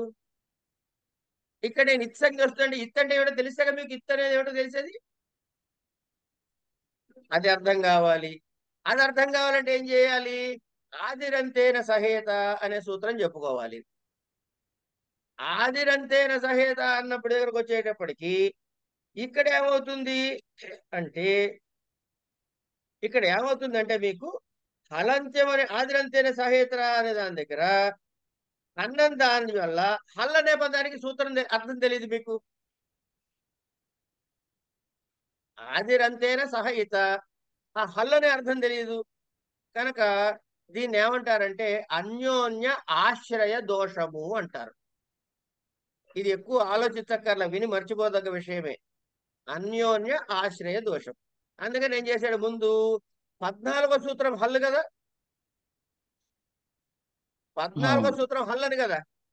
హలంత్యం అంటే ఆ చివరి సూత్రం పేరు హల్లయ్య అన్నాడు. అంటే హల్ అనేది ఏదో అర్థమైపోయింది ఇప్పుడు మీకు. హల్ అంటే చివరి సూత్రం తెలిసింది కదండి. హల్ అన్నది చివరి సూత్రం తెలిసిందా తెలియలేదా? తెలిసిందండి గురుగారు. రైట్. అంచేత అంటే మొదటి సూత్రంలో ఏం చేస్తున్నాడు అంటే హలంత్యం అనే దాన్ని ఆవృత్తి చేస్తున్నాడు. ఎక్కడ? హలంత్యం ఆదిరంత్యేన సహేత అని సూత్రాలకి అన్యోన్య ఆశ్రయ దోషం వస్తుంది. అంటే అన్యోన్య ఆశ్రయ దోషం అంటే ఏమిటి? ఇది తెలిస్తే గాని అది తెలియదు, అది తెలిస్తే గాని ఇది తెలియదు అనేది అన్యోన్య ఆశ్రయ దోషం అంటారు. అంచేత మనకి ఏంటంటే హలంత్యం సూత్రంలో హల్లు పదానికి అర్థం ఏంటో మనకి తెలియదు. అంచేత మరి ఏం చేయాలి? హల్ సూత్రం అని చెప్పేస్తే ఇక్కడ మనకి హల్ పదానికి అర్థం కావాలి. అలాగే ఆదిరంతైన సహేతాలో ఇత్ అనే దానికి అర్థం కావాలి. ఈ రెండిటికి సమన్వయపరుస్తూ తర్వాత ఏం చేశాడు అంటే 2 సూత్రాలుగా చెప్పడం ద్వారా వివరించడం జరుగుతుంది. కనుక అసలు వివరం హలంత్యం అనేటటువంటి సూత్రము యొక్క అసలు అర్థాన్ని 3వ సూత్రంలో చెప్పాడు అని చెప్పడం కోసం ఇది చెప్పడం. మొదటి సూత్రములో హలంత్యం అన్నక్కడ ఆ 14వ సూత్రము హల్లయ్యా అయిపోయింది అక్కడికి. అది ఊరికే తూచ్, ఆ ఎక్స్ప్లెనేషన్ తూచ్, దాన్ని పట్టుకోకండి. 2వ సూత్రానికి రండి. ఆదిరంత్యేన సహేత అన్నాడు. ఈ సూత్రం మీకు తెలుసా తెలీదా? అంటే అష్టాధ్యాయి ముట్టుకోని వాళ్ళకి తెలుసా తెలీదా? తెలియదు సార్. అబద్ధాలు చెప్పకండి, దయచేసి అబద్ధాలు చెప్పకండి ప్రసాద్ గారు. మీకు తెలుసండి. సూత్రాలు ఆఖరికి చదవమన్నారు కదండి. ఒక్క నిమిషం చెప్తున్నా తల్లి. నేను ప్రసాద్ గారిని అడిగా కదా. ప్రసాద్ గారు ఎక్కడున్నారైనా? సార్ ఇక్కడే ఉన్నాను సార్. కనపడండి. సార్, మీకు తెలుసా తెలీదా ఆది అంతేన సహేత అన్న సూత్రార్థం? ఆది అంతం అని తెలుసు, సహేత దానితో కూడిందని అర్థం. నాకు అవన్నీ మీకు తెలుసా తెలీదా? అంతవరకు తెలుసు. ఇప్పటిదాకా మీరు ఎక్సర్సైజ్ చేయించానే మీతోటి అన్ను అక్కు అల్లు హల్లు చల్లు అన్న కూడా ఓకే. ఏ అక్షరం దగ్గర అవునవును. ప్రారంభం చేస్తున్నారో ఆ ఆది అక్షరం నుంచి అంత్యములో ఇత్తు సంజ్ఞతో ఉన్నటువంటి ఒక వర్ణం దాకా వెళ్తున్నారు కదా. అవునవునవును. ఈ మధ్యలో ఉన్న అంటే ఆది వర్ణము నుంచి ఇత్తు సంజ్ఞలుగా ఉండే హల్లు వరకు మధ్యలో ఉన్నటువంటి వర్ణములన్నీ ఈ ఆది అంతముతో కలిపి ఉన్నటువంటి ప్రత్యాహారము తెలియజేస్తుంది. ఇదేగా మనం తెలుసుకున్నాం ఇప్పటిదాకా. అర్థమైంది సార్. ఇప్పుడు తెలుసా తెలియదు ఈ సూత్రం? ఇప్పుడు తెలుసు సార్. సహేత అని ఎందుకు వాడారండి? సహ ఇత అండి. ఇత సహ ఇత్ అంటున్నాం కదా. హల్లు దగ్గర హల్లులు కదా. అవునవును. హల్లు యొక్క తృతీయ విభక్తి ఏమిటి? ఇత. ఇత్తకి తృతీయ విభక్తి ఏమిటి? ఇత. ఇత్తుతో సహితముగా ఏమిటి? ఆది. ఆది దగ్గర నుంచి ఈ ఇత్తుతో సహా చెప్పినప్పుడు ఆది నుంచి ఈ అంత్యం వరకు ఉన్న మధ్యలో ఉన్న అన్ని వర్ణాలు కూడా చెప్పబడ్డాయి అని అర్థం. అంటే అంత్యమైనటువంటి ఇత్సంజ్ఞక వర్ణముతో కూడినటువంటి ఆది వర్ణము నుండి మధ్యలో ఉన్న అన్ని వర్ణములు కూడా చెప్పినట్లే. బెదిరించి చెప్పాలనుకోండి, మొదటి ఆది వర్ణము నుండి అంత్యవర్ణం వరకు ఇత్తు పూర్వము ఉన్నవన్నీ బోధకములు అవుతాయి అని బెదిరించవచ్చు. మిమ్మల్ని తెలుస్తాయి, చెప్పబడతాయి, ఇవన్నీ తేలిగ్గా చెప్పుకునే మాటలు. క్లియర్? ప్రత్యాహారం గురించి చెప్పినట్లు కదా సార్ ఇందులో. అదే మరి. ఓకే, మీకు అర్థమైంది కదా ఇప్పుడు? Okay sir. మా చేత సూత్రం రాయించారు మీరు. అంతే. ఒకటండి, ఒకటి చెప్తా వినండి. 2 టర్మ్స్ ని గుర్తు పెట్టుకోండి. లక్షణము, లక్ష్యము. లక్షణము అంటే ఒకదాని డెఫినేషన్, లక్ష్యము అంటే దానికి ఎగ్జాంపుల్. ముందు మనం ఎగ్జాంపుల్ చూసొచ్చాం ఇక్కడికి. ఇప్పుడు సూత్రం ద్వారా దానికి బొట్టు పెడుతున్నాం, పేరు పెడుతున్నాం. ఇది ఎట్లా ప్రత్యాహారాలు చేస్తారయ్యా? చేస్తే ఇప్పుడు నేను హష్ అంటే ఆ దగ్గర నుంచి శకారం వరకు అని ఎట్ట తెలిసిందయ్యా అంటే ఇగోనండి ఈ ఆదిరంచేన సహేత అనే సూత్రం ద్వారా అది ఆ వర్ణాలన్నీ వచ్చాయని తెలిసిందండి. Are we clear on this? Very much sir, చాలా బాగా క్లియర్ అయ్యిందండి. ఎవరికైనా డౌట్ ఉంటే వెరీ ఇప్పుడే అడగండి. డౌట్ వచ్చే అవకాశం కూడా లేకుండా చెప్పారు సార్, బాగా సరే, చెప్పారు. ఆ హకారం గురించి నకారం గురించి మాత్రం వదిలేండి, అది వచ్చింది. అవి రెండు పొట్లాగడి పక్కన పెట్టి ఉంచండి. తర్వాత అలంత్యం అంటే ఏమిటి, ఇది అసలు సూత్రం ఇక్కడ ఎక్స్ప్లెయిన్ చేస్తాడు. అలంత్యం, అలంత్యం అంటే హల్లు అంత్యములో ఉన్న హల్లులు ఉన్నాయే ఎక్కడ ఐ1 2 చైవరట్లంగడం జవై జగడదస్ జబర్దస్ కప చటత చటతౌ కపై చటతర్ హల్, వీటన్నిటిలోనూ చివర హల్లులు ఉన్నాయే ఈ అన్నిటికీ కూడా ఇత్ సంజ్ఞ ఉంటుంది అని చెప్తున్నాడు. దీనికి వృత్తి కూడా చదవాలి. సూత్రము చదివేటప్పుడు సూత్రము కింద ఇచ్చిన వృత్తిని కూడా చదివి తీరాలి. ఆదిరంత్రేణ సహేత అని దగ్గర ఆది అంత్యేన సహా ఇత, అంత్యేన అంత్యేనేత సహిత అంత్యేన ఇత సహిత ఆది మధ్యగానా స్వస్య చ సంజ్ఞా స్యాత్ ఇది హల్ సంజ్ఞాయా అన్నాడు. ఇది తెలుగులో రాసుకుంటే ఏమిటంటాడు, అంత్యేన ఇత సహిత అంటే హస్ తీసుకుని అనుకోండి, అంత్యేన ఏముంది జబగడ ఉంది కదండి, జబగడ దశ్ అంటే దా చివరి ఉంది, దానితో అంత్యేన ఇత సహిత దేంతో కలిసి జబగడ దాష్లో ద షు అని వరకు తీసుకున్నారు కాబట్టి ఆ దకారం వరకు ఈ హకారం నుంచి తీసుకుని వచ్చిన అన్ని కూడా అన్ని వర్ణములు ఆది మధ్యగానం అక్కడి మొదటి నుంచి ఈ చివరి వరకు దేంతో సహా స్వస్యచ అంటే మొట్టమొదటి వర్ణం ఉంది కదా ఏమండి 5 తర్వాత 10 వరకు అంటే ఎన్ని ఉంటాయండి అంటే 6 నుంచి లెక్కెట్టుకుంటాం మామూలుగా మనం, అట్లా కదా 5 కూడా లెక్కెట్టుకో అంటున్నా. అంటే ఆది వర్ణముతో సహా స్వస్యచ తన దగ్గర నుంచి చివరిగా ఉన్నటువంటి వర్ణము వరకు ఉన్న మధ్యలో ఉన్న వర్ణములన్నిటినీ కూడా చెప్పేటటువంటి సంజ్ఞ.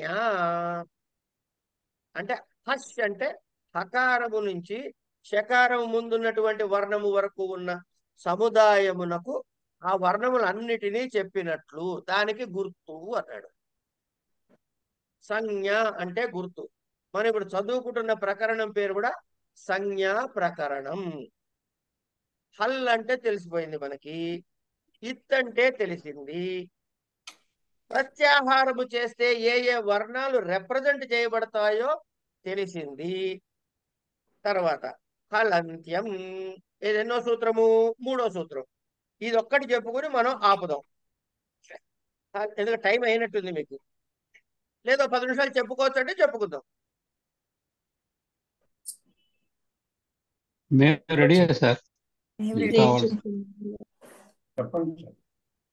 ఓకే.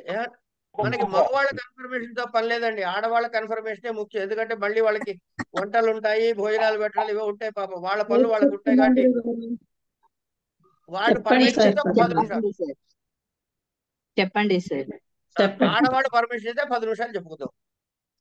హలంత్యం దీని కింద చెప్తున్నాడు చూడండి, ఉపదేశే అంత్యం హలి స్యాత్, హలి ఇత్ స్యాత్, ఉపదేశ ఆద్యోచ్చారణం తతో అన్ జిత్యాది సంజ్ఞా సిద్ధౌ అని చెప్పాడు. ఇక్కడి వరకు మనం చదువుకోవలసిన విషయము. ఏమిటా చదువుకోవాలి అంటే ఉపదేశే అని ఒక కొత్త మాట చెప్పాడు చూడండి. ఇక్కడ ఉపదేశము అంటే ఏమిటి అది తెలియాలి. ఉపదేశము అంటే కింద ఇచ్చేసాడు ఏమని,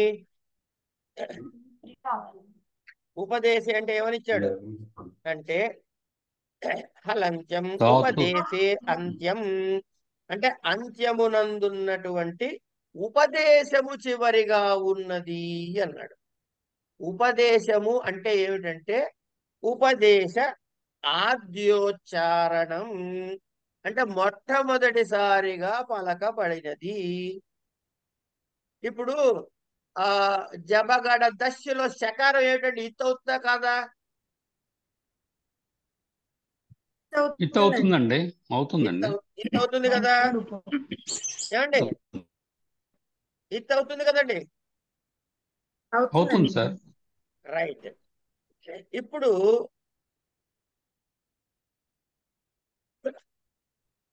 ఏది శకారం కదా చెప్పాను.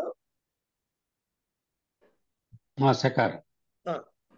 అట్లాగే ఆ చివర ఉన్నటువంటి హల్లు ఇత్తు అని కదా మనం అనుకున్నాం. అవును. మన రాముడు ఇచ్చాడు అన్నప్పుడు ఏంటి స్యూతాత్ అన్నాం లేదా? స్యూతము నుంచి తీసి ఇచ్చాడు పండు అని. అవునండి. నిన్న చెప్పుకున్న ఉదాహరణలో స్యూతాత్ అని అన్నావా లేదా? అవునండి. స్ఫుటధనం గచ్చతి అన్నాం కదా. మరి ఆ పదం చివరన తకారం అనేది హల్లే కదా. అవును. ఆ హల్ అంటే మరి అది ఇత్ అవ్వాలి కదా. అది ఇత్ అయితే అన్ని హల్లులు ఇత్తులుగా అదే చెప్పాడు ఇక్కడ. ఇక్కడ సూత్రాల్లో ఉన్నవి ఇత్తుల నిందాక ఈ 14 సూత్రాల్లోంచే మనం చేసాం కదండి. ఆగమ్మా, అదే చెబుతున్నా తల్లి, అక్కడికే వస్తున్నామ్మా. ఈ 14 సూత్రాలు పాణిని వారి చేత మొదటిసారి ఉచ్చరించబడిందా లేదా? అవునండి. అలాగే కాత్యాయనుడు వార్తికం రాసినప్పుడు కొన్ని కొత్త చెప్పినప్పుడు కూడా కొన్ని కొత్తగా ఇత్సంఖ్యలు చెప్పుండొచ్చు, ఆద్యోచ్చారణ ఉండొచ్చు కదా. ఉండొచ్చండి. మహాభాష్యంలో పతంజలి వారు కూడా, అంటే పతంజలి వారు చెప్పారు అంటే పాణిని చెప్పింది పతంజలి చెబితే పతంజలిది ఆద్యోచ్చారణం కాదు, పాణినిది ఆద్యోచ్చారణం. పాణిని చెప్పకపోతే కాత్యాయనుడు చెబితే కాత్యాయనుడు ఆద్యోచ్చారణం. పాణిని కాత్యాయనుడు కూడా చెప్పకపోతే మహాభాష్యంలో పతంజలి చెబితే అది ఆద్యోచ్చారణం. ఇంతవరకు క్లారిటీ వచ్చిందా? ఫస్ట్ టైం చెప్పాలి అంతే కదా. ఫస్ట్ టైం మొదటిసారి. ఈ అనే హక్కు మీకు నాకు లేదండి, వాళ్ళ ముగ్గురికే ఉంది. ఓకే, అది పాయింట్. ఏమండి, నేను ఏంటి స్యూతాతని మొదటిసారి అన్నానండి నా జీవితంలో, కనుక ఇది కూడా తీసేస్తాను అనకూడదు. అంటే మనకంటే చాలా మంది అన్నారు. అదే చెప్తున్నామ్మా, సరదాగా కొన్ని చెప్పుకోవాలి ఇట్లా.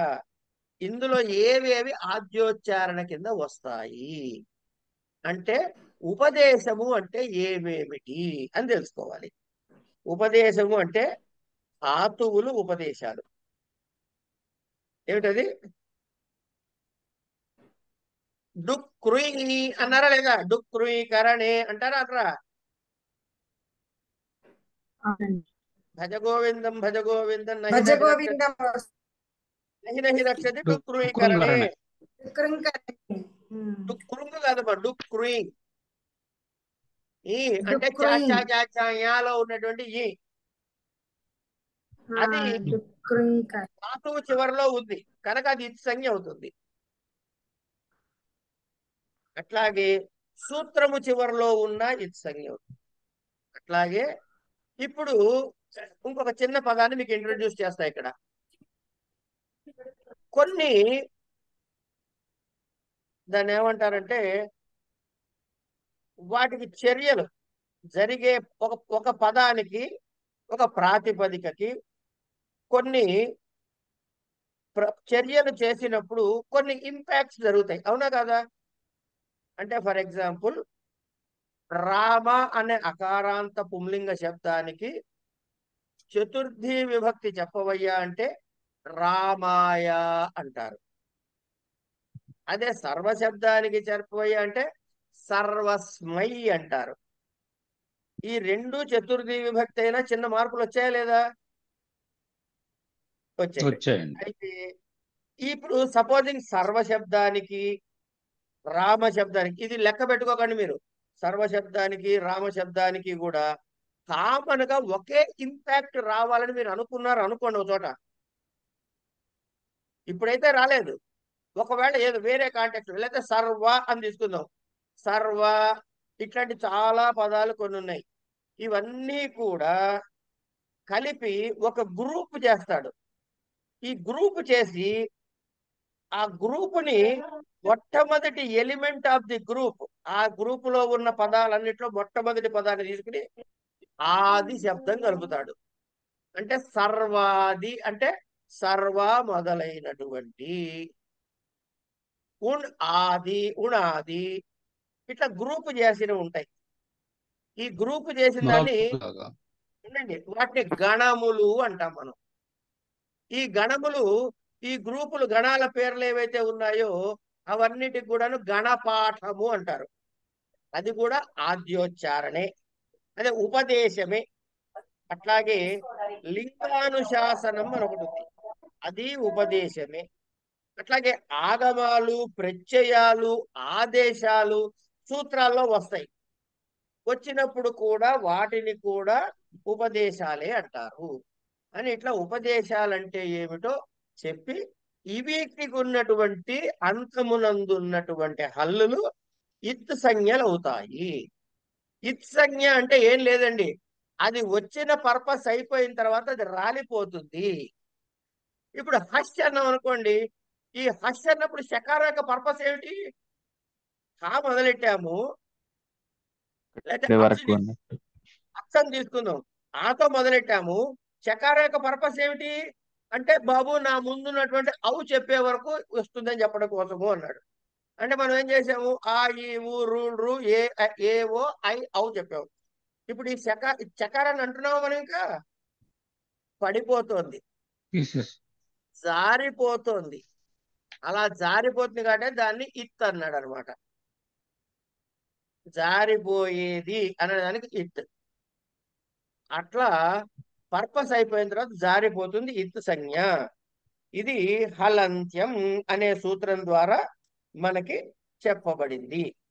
ఉపదేశము అంటే ముగ్గురు మూల పురుషులైన ముగ్గురు మునిత్రయం చెప్పింది, వాళ్ళచే రాయబడినది, వాళ్ళచే చెప్పబడిన ధాతుపాఠము, ఇట్లా ఉచ్చారణార్థకము, ఆద్యోచ్చారణం అని చెప్పబడుతుంది.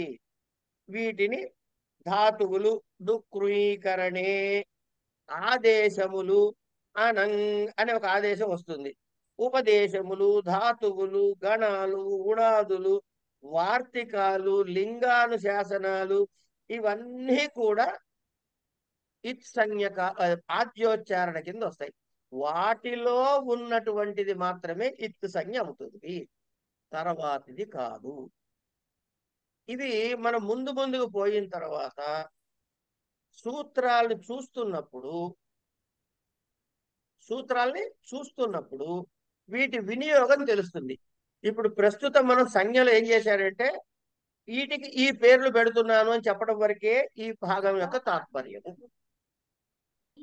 ఇప్పుడు ఒకటి చెప్పండి నాకు, ఇత్ సంజ్ఞ కావాలి అంటే హల్ అనే వర్ణము ఎక్కడ ఉండాలి? మొదట్లో ఉండాలా, మధ్యలో ఉండాలా, చివరిలో ఉండాలా?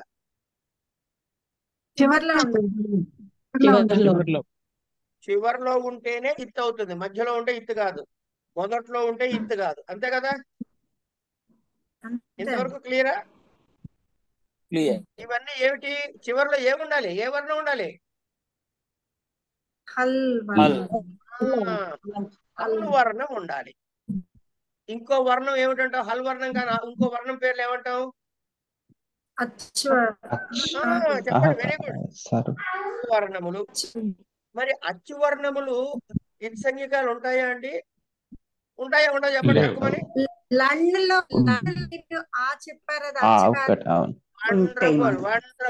వండర్ఫుల్.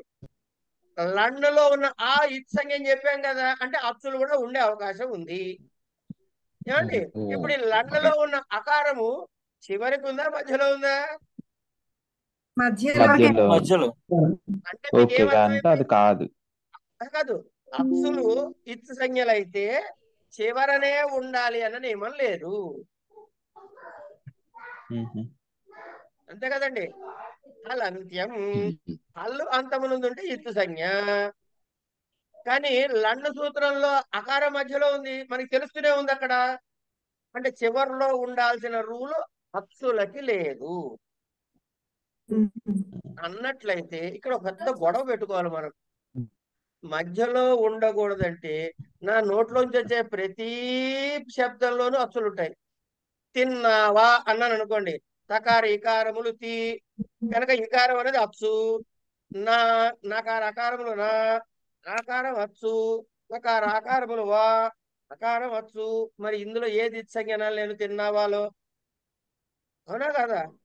ఉపదేశం కనుక ఉపదేశం అది స్టాండర్డ్. దాని పక్కన ఊరికే మీకు అంటే కాన్సెప్ట్ అర్థం కావడం కోసం చెప్తున్నా సార్. కనుక అచ్చు ఎక్కడైనా ఉన్న ఇత్సంజ్ఞ అవ్వాలి అంటే ఏదో ఒక గుర్తుండాలి, డిఫరెన్సియేషన్ ఉండాలి కదా. మిగతా అచ్చుల కన్నా డిఫరెన్సియేషన్ ఉండాలి. ఏమిటి ఉండాలి? హల్లులు ఉన్నాయనుకోండి, చివరిన ఉన్న హల్లు, ఉపదేశంలో చివరిన ఉన్న హల్లే ఇత్తు, మధ్యలో హల్లులు ఉంటే అవి ఇత్తులు కావు అని తేలిపోయింది. మరి అచ్చులు మధ్యలో ఉన్న పనికి వస్తాయంటే ఎట్లా డిస్టింగ్విష్ చేయాలి అంటే హల్లుకు ముందున్న అచ్చు, హల్లుకు ముందున్న అచ్చు కాదు. కొత్తవి కనిపెట్టకండి దయచేసి, కొత్తవి కనిపెట్టకండి. చెబుతా, 4వ సూత్రంలో చెబుతాడు, ఉపదేశే అనండి, ఉపదేశే అది అనునాసిక ఇత్. ఉపదేశే వినండి, ఉపదేశే అచ్ అనునాసికే ఇత్. అచ్ అనునాసిక ఇత్. ఇప్పుడు నేను మాట్లాడతా వినండి. ఆ అనే ఒక పదాన్ని చెబుతా మీకు. ఆ సరిగ్గా వినపడిందా? సరిగ్గా వినపడిందండి? మళ్ళీ అంటా చూడండి, మళ్ళీ అంటా వినండి. ఆ ఇప్పుడు కూడా ఆనే అన్నానా? ఇది ముక్కుతో మాట్లాడిందని ఏమంటారు? నాసికతో కలిపి మాట్లాడితే అనునాసికం.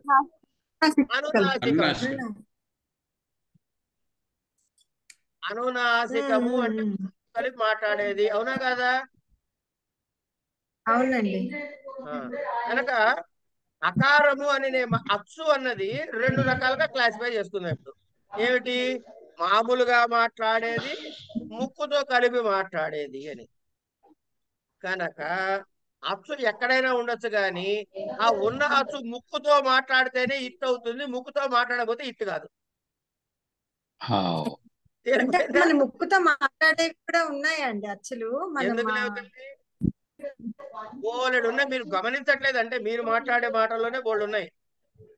ఆహా ఆహా ఏమిటైందండి?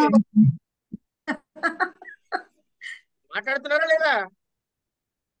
అంటే ఇప్పుడు మీరంటే నోటీస్ చేసి మనం గమనించకుండా చాలా విద్య మనకి తెలుసమ్మా, గమనించుకోవట్లేదు, అంతే తేడా. ఓకే, అది వదిలేండి. కనుక అచ్చుల విషయంలో ఎక్కడైనా ఉండొచ్చు కానీ ముక్కుతో పలకాలి. అయితే ఇక్కడ పెద్ద తలకాయ నొప్పి ఉంది. ఏది ముక్కుతో పలుకుతా, మనకి స్వరాలు తెలియవు. ముక్కుతో పలుకుతాడో ముక్కుతో పలకడో తెలియదు. పోనీ వెళ్ళి అడుగుదామంటే పాణిని ఇప్పటి వాడు కాదు, 2000 సంవత్సరాల క్రితం వాడు. ఎవరిని అడగాలి మరి కదా? అందుకని ఏం చెప్పారంటే మన గొడవలు రాకుండా, మనం కొట్టుకోకుండా ఏం చెబుతున్నాడు? ఉపదేశే అజనునాసిక ఇత్తని ఉపదేశే అనునాసికో ఇత్సంజ్ఞ స్యాత్. ఇత్సంజ్ఞ అవుతుంది ఎప్పుడు? ప్రతిజ్ఞానునాసిక్యాః పాణినీయాః అన్నాడు. అంటే పాణినీయ సూత్రములు, పాణినీయ దగ్గర నుంచి నేర్చుకున్న వాళ్ళు అంటే పెద్దవాళ్ళు, వైయాకరణులు. ఒరే ఇది ఇత్సంజ్ఞ అన్నాడు అనుకోండి, నోరు మూసుకుని మనం అది ఇత్సంజ్ఞ అని ఒప్పేసుకోవాలి. కొట్లాడకూడదు, ఇది ఎట్లా ఇత్తందని అడగద్దు. అంచేత పూర్వ వైయాకరణులు చెప్పినటువంటి, పాణినీయ అనుయాయులు చెప్పినటువంటి, పాణిని చేత ఇది నిర్ణయం చేయబడినటువంటి, ఇది అనునాసిక స్వరము అని నిర్ణయం చేస్తే అది అనునాసికయే, అది ఇత్సంజ్ఞే అవుతుంది. అంచేత ఇప్పుడు నా ప్రశ్న ఏంటంటే, లన్న సూత్రంలో ఉన్న అకారము అనునాసికమా అననునాసికమా?